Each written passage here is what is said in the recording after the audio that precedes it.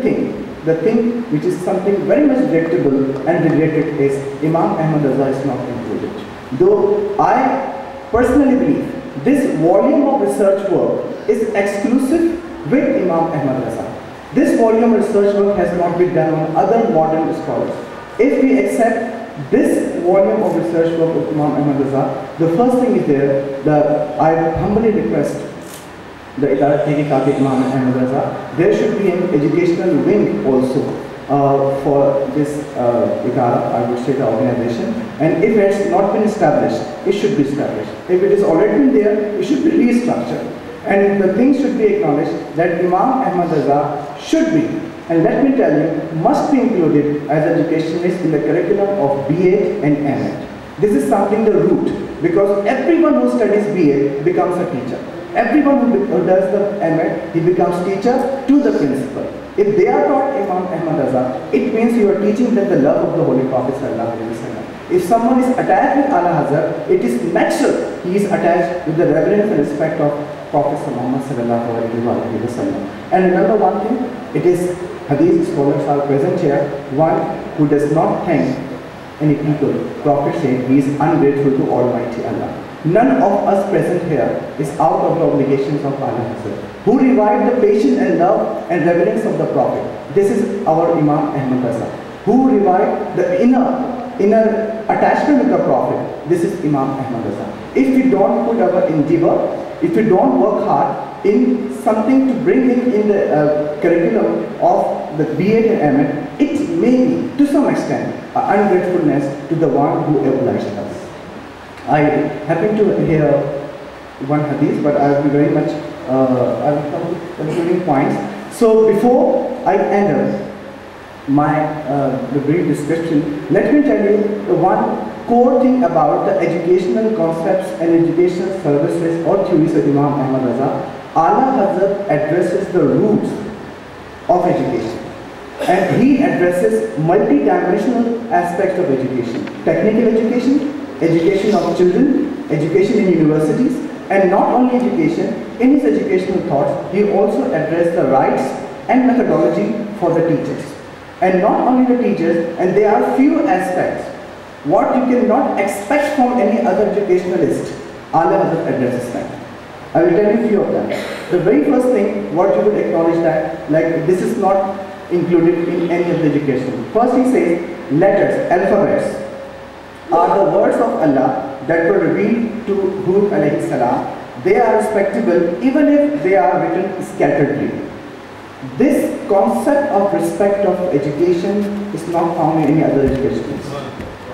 This is only found exclusively with Aala-Hazrat. And he says that the prime purpose of education should be the seeking the pleasure of Almighty Allah and acknowledgement of status and greatness of the Holy Prophet Muhammad Sallallahu Alaihi Wasallam. He says the purpose and the basis of education should be the acknowledgement of Allah and His attributes, understanding the status of the Holy Prophet Sallallahu Alaihi Wasallam, and developing the sense of reverence of the Holy Prophet Sallallahu Alaihi Wasallam. What Aala-Hazrat said, education for some materialist acquisition is of no use until the spiritual guidance is not included in it. If you go to any school, any college, any university, if you ask any student what is the purpose of education, you would be very much lucky if he had said that the pleasure of Allah. This concept of education is not taught. And this is Aala-Hazrat who has brought this concept that education should be acquired primarily for the pleasure of Almighty Allah. He is not against the sciences. He said there is no harm in acquiring knowledge of sciences and other conventional subjects, but the acknowledgement of Almighty Allah is more important than the recognition of the creative things. When a child studies photosynthesis in the science subject, he should not be stopped. This is how the plants grow. He should be told that from where the roots are there, it is Allah who creates the plants. This is what found in Aala-Hazrat's scholar. And about the professional, as I told you that he also addresses the technical education too. He says the core thing and a beautiful thing. He says that the respective religious knowledge of any profession is compulsory for the professionals. That means traders must have religious injunctions about trade. Similar, a farmer, a doctor, a lawyer, a journalist, and a teacher, they all must be trained about the religious aspect respective to their profession. Just think for a while. If this is taught, if all our professionals are taught in a way, if someone is being trained for medical sciences, and apart from the medical subjects, he are also being taught his responsibility, what are there on by Almighty Allah, there will be no corruption in the medical science. If a teacher is taught in BA or MA or any training workshop or something conference, that this is the concept of responsibility, if it is taught, inshallah, there will be dignity of profession found. And integrity of profession will be there if everyone knows his religious duties. And as I told you, he also says the methodology of teaching, and the core thing says that education should always be imparted as per the capability of psyche of the student. He said education beyond the capability leads to misleading. About teachers, he said the primary thing that a teacher should be a thorough teacher entirely.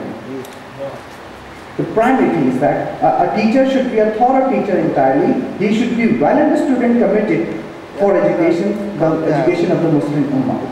And he refers a hadith. He said, if a task is assigned to an undeserving person, then wait for the resurrection. It is not benefited for teachers to get any monetary benefits from their students, or some personal and domestic work are taken from children without the permission of guardians. And he referred a hadith. He said that anyone who made his knowledge a source of accumulating wealth, Allah would mutilate his face, and he deserves the fire. And the most important thing for all teachers is that Aala-Hazrat is a strongly educator, and he strongly advocates the performance-based pay structure for the teacher. He said teachers should be paid as per their capabilities. Shaykhul Hadith are there in our madarisa, and their normal salaries are 6 to 7 to 8,000. Where a normal English teacher or science teacher in a school or beacon house in the city, he gets 40,000, 50,000. So this is something, a gap, which discourages the teachers so much. Aala-Hazrat. There are much to speak on. The one thing what I repeat, that we all have to endeavor, we all have to work hard to our capacity, to our capability, to bring Aala-Hazrat to the religious form as well as the conventional form. Few suggestions are there, and I will end my speech. The first suggestion what I would like to make, as I have already said, an educational wing should be established. And the work of education wing is to, first of all, to put all effort, some way or the other, to bring the person of Aala-Hazrat in the curriculum of the technical and educational education system, Ahmed and BA. Secondly, a chart prepared, I'm talking about the school summarized way. As I told you that there are 17 theses have been written, 46 articles have been written, but we all cannot read all of that research. I think it's the first time some of you may be hearing this information. So what I suggest, a summarized, essay-based, a summarized, easy to read, a booklet should be formed by the educational wing, which can be distributed to teachers of schools who are teaching our generations that this is the person of Aala-Hazrat and these are the services of education. Education conferences should be held, and like in seminar halls where the school's principals, college principals should be invited, and personality of Aala-Hazrat should be introduced to them because they are creating our generation.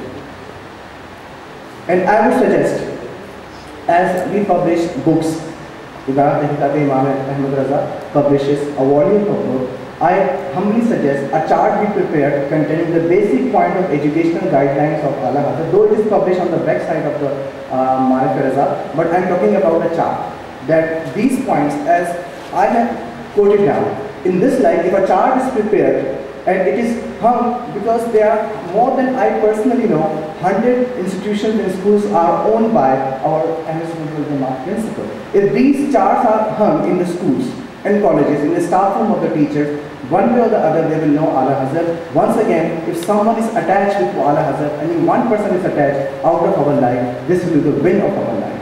And it will be the fruits of all our habits. Jazakallah. Thank you.